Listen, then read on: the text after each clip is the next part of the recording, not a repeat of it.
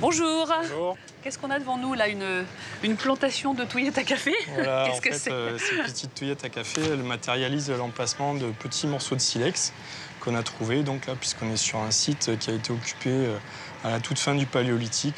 Et alors, il paraît que vous avez découvert justement des tout petits silex. Voilà, et effectivement, donc là, il y a une partie du mobilier qui a été trouvé sur le site qui a déjà été un petit peu nettoyé, inventorié. Donc, il y a des toutes petites lamelles qui ont été retouchées, donc qui présentent un travail assez particulier sur un des bords. C'est pas un morceau de silex naturel, ça a été taillé par l'homme. Là, effectivement, il y a toute une série d'arguments pour dire que c'est des choses qui ont été débitées, qui ont été taillées avec des méthodes bien organisées, puisqu'on voit qu'il y a des nervures vraiment toutes dans la même direction. Donc c'est quelque chose qui fait partie d'un débitage en série, d'une production en série de petits éléments à peu près de même module. C'est assez incroyable de voir un silex aussi petit parce que on a vu que c'était assez compliqué quand même de tailler du silex et d'arriver à une telle minutie, ça démontre quand même une ingénierie assez avancée, non? Ah oui, effectivement, on a affaire à des hommes anatomiquement modernes qui sont tout à fait semblables à nous d'un point de vue purement anthropologique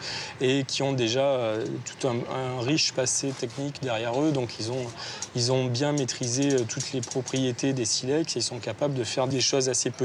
Mais alors, à quoi ça pouvait servir des silex aussi petits, aussi fins et aussi pointus, hein, parce qu'ils sont très affûtés? On pense plutôt à une utilisation comme élément d'armature pour la chasse, hein, c'est-à-dire que c'est quelque chose qui était emmanché à l'extrémité d'une sagaie pour les plus larges et qui était utilisé avec un propulseur pour tuer les animaux. La sagaie, ça va tout changer.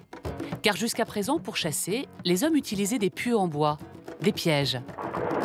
Des techniques très dangereuses, car les hommes de la préhistoire sont confrontés à des bêtes féroces, sauvages, comme le mammouth ou l'hyène.